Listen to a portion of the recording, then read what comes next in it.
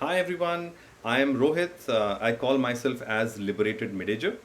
Liberated because I have retired from active life. I only do motorcycling across the country and gain different experiences. Mid-ager because I'm 52 years old, so I'm not a teenager. So 52-year-old person who is retired early and living life loudly. So I'm a liberated mid-ager. I want to capture all my views across five categories of videos. So motorcycle views, travel diaries, which I do very often now, short rides. Initially, I'll cover only Hyderabad, and then we'll move on to Bangalore too. Life learnings from all the people that I meet. I have some very thought processes that might help my friends and family, and some thoughtful conversations. I met some very interesting people. Would like to present them also to all my friends. In the first video of the series on motorcycle views, I want to cover a very interesting topic, which is motorcycling in your 50s. Is it for you, and is it worth it? Now, this is a purely a personal opinion. I have now been motorcycling for about 3 years. So I started in 2022. I've done about 85,000 kilometers across the country. I've been to Ladakh twice. I have been whole of Gujarat. I plan to go Rajasthan in December. I have done Chhattisgarh, I've done Madhya Pradesh, Tamil Nadu, Karnataka, Andhra, Telangana, Maharashtra. I do every month. So fair bit of experiences as a 50-year-old rider. I've met people across all ages. So predominantly, I find younger people doing a lot of motorcycling in their 20s and 30s. People in the 30s and early 40s, they take big bikes and go in groups, etc. 50s a little bit less. No, I don't know why. So I wanted to cover that. I want to convince everyone. I've been telling this to my family that motorcycling can be really cathartic. So my views, which is purely a personal opinion, I want to cover across four areas. So first thing that a lot of people ask me is that, hey, am I a seasoned rider? Have been riding for a very long time. Is it my passion? So what's my experience with motorcycle riding in the past? Then what motorcycle makes the most sense? I made my own mistakes. So my choice of motorcycle across categories, I want to cover that. Now, if I were to take all that learnings, what will be my ideal motorcycle ownership today? I'll give recommendation there. And summarize it with learnings from motorcycle for riders in their 50s. So let's cover the first topic, which is my experience with motorcycle riding in the past. So I started riding in 1998, and it was more from necessity because I was in Mumbai, and car was a big pain going from Kandivali to Worli. So I thought, why not just buy a motorcycle? And I couldn't get into the train. Right? I tried a couple of times. It was horrible. So I bought this motorcycle. It was a really nice motorcycle. It gave me about 75 kilometers per liter. Very valuable at that age. And I rode it for 4 years, doing close to about 50,000 kilometers. But I never took it long. So my riding was never more than, let's say, 40 minutes, 50 minutes, or an hour. I never took it long. I think I just went to Lonavala once. So I won't call myself as an experienced rider. So if I were to say, I'll say I have not done riding for 20 years. So from 2002 to 2022, I did not touch a motorcycle. I did not touch at all. I was in different countries, used the car, but never rode a motorcycle. So I'm an absolutely, novice rider. So let's say, how did I go about choosing a motorcycle? There were some questions that came in my mind, right? So the first was, will I enjoy riding motorcycle again? And it's a very fair question.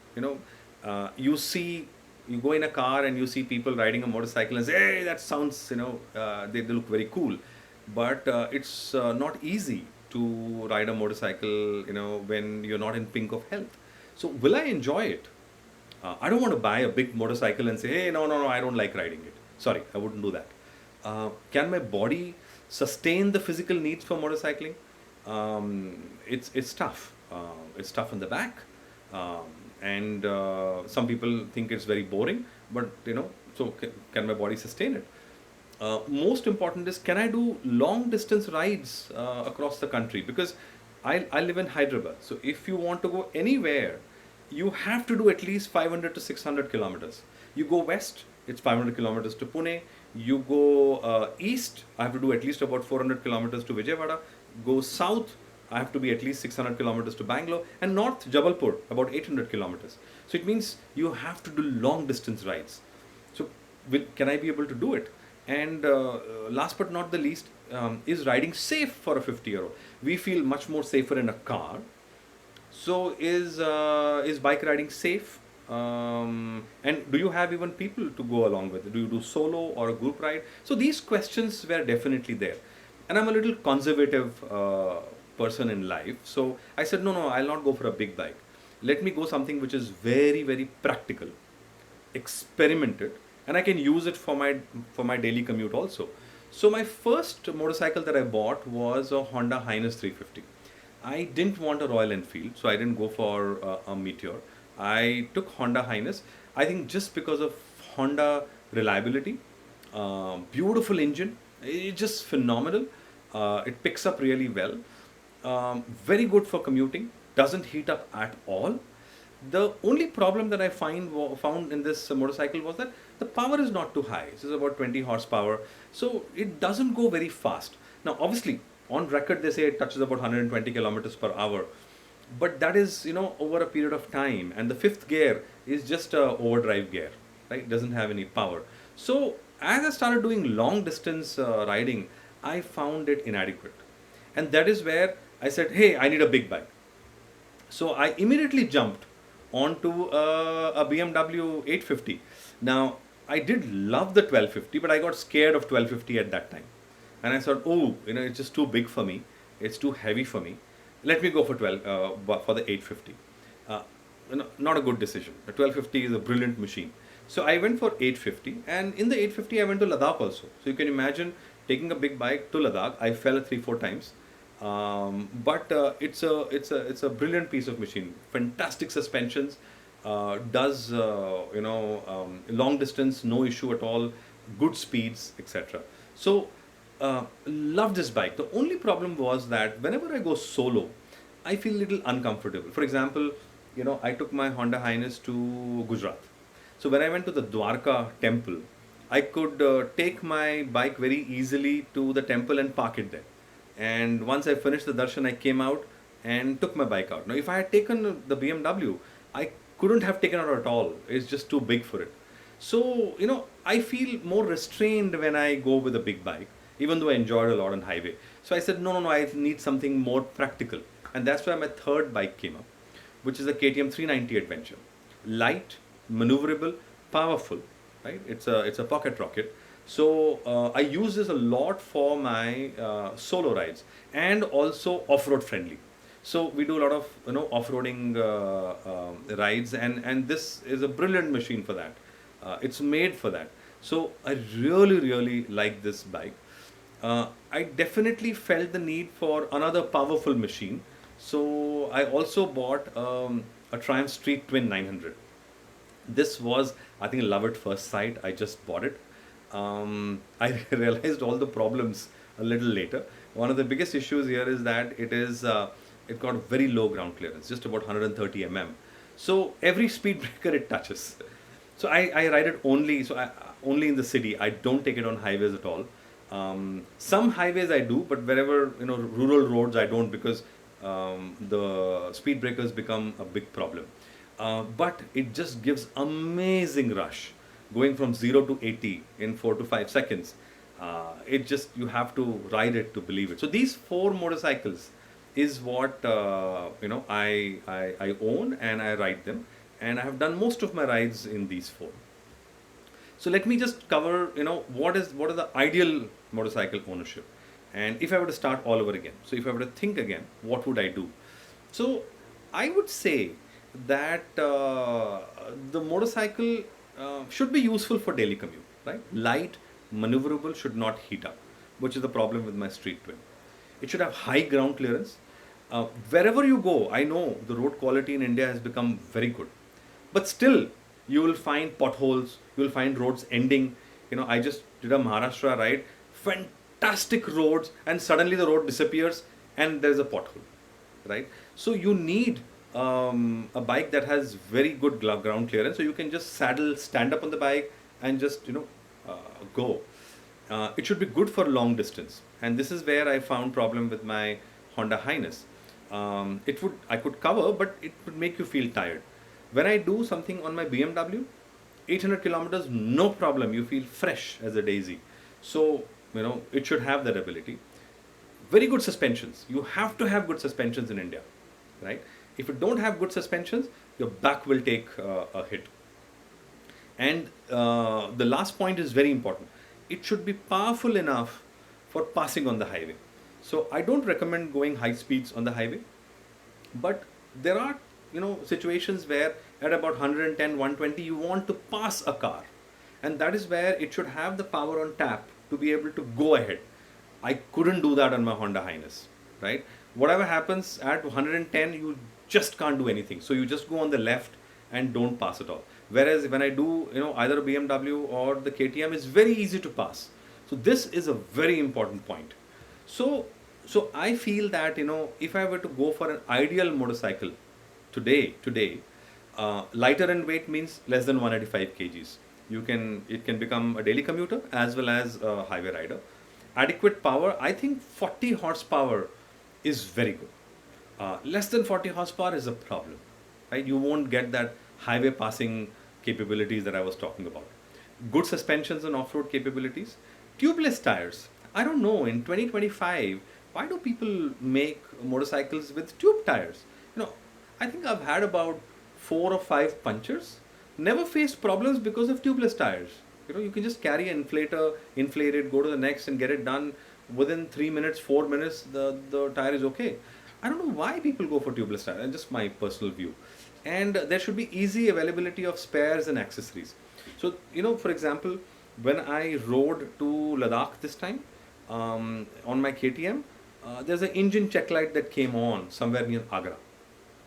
So very easy. I just did a Google search, found out a KTM showroom in Noida, went there, showed it to them. They were very nice. They fixed it, and I rode on further.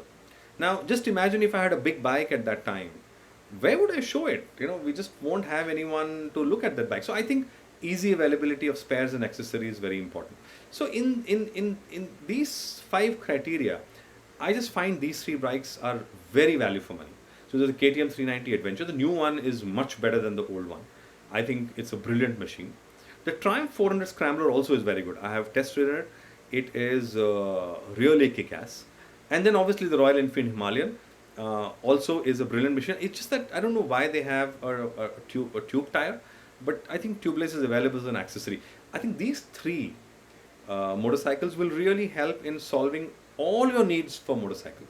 Along with this, you can take a bigger bike. Then I would say that go for 1250, go for 1200, go for 1100, right? So then BMW 1250 or Tiger 1200 or a Ducati Multistrada, go for those. So in the middle you don't need at all. I don't find too much of difference between my KTM and the BMW, because that is 850, even though it is extremely good on the highway. So I would suggest these 4 should be able, this 3 bikes should be able to meet all the needs that I talked about. So let's cover what are the learnings that I have for senior riders from motorcycling. Number 1 is it's just a stress buster, believe me, right? Car makes you a cocoon, but on the bike you are directly exposed to the elements. It's addictive on a long term. You're going on a ride and the wind hitting you. It's just an experience that I can't explain. So it's a real stress buster. Older rider, one of the big things I have is that I have a very strong artificial intelligence, so I know what the idiots on the road will do. And I think as a 50-year-old, you will be a much more responsible rider. And while you have driven the car for so long, you have so many experiences of stupidities on the road that you are much better prepared on a motorcycle. That's why I feel that you are safer on a motorcycle, right? You're quite safe on a motorcycle. And if you take the big ones, which have traction control, ABS, it doesn't skid. So don't worry. And obviously, you are not a 20-year-old to do insane speeds on highway. 110, 120 is pretty decent. So I think it's pretty safe. it does give a sense of freedom and adventure. I have taken trails, I have taken roads where cars can't go. Just gives you a rush. When you take a motorcycle, it gives you an opportunity to explore locally. When I went to Ladakh, I could easily go into the valleys, small towns, cities, go inside, park the bike anywhere. I think you can explore the area and the culture much more if you're on a motorcycle, and it's cheaper in pocket. I ride from Hyderabad to Ladakh, and obviously it's much cheaper than going in a car. I know it's not a great logic, but it is cheaper in pocket. And the most important part is that it forces me to maintain good health so that my back remains good. And it just scares me that what if I hurt my back and I can't ride a motorcycle. So makes me more responsible, makes me more health conscious, and I'm always thinking about how to stay in pink of health, to not lose riding my motorcycle. So I think my suggestion to 50-year-olds is experiment with a motorcycle. It is an experience that can't be told. You just have to do it yourself. Feel confident, feel safe. Your experience of being on the road, being a responsible driver on the road, will really help as a rider too. So don't lose that opportunity. Buy a motorcycle, start experiencing, start experimenting, and join the club. And please do subscribe to my channel. I know I am not a teenager doing funky stuff. I'm a corporate guy, so I will keep giving information more as presentations. But I'll make it better and better as we go. So please subscribe, please like this video, and have fun. Bye.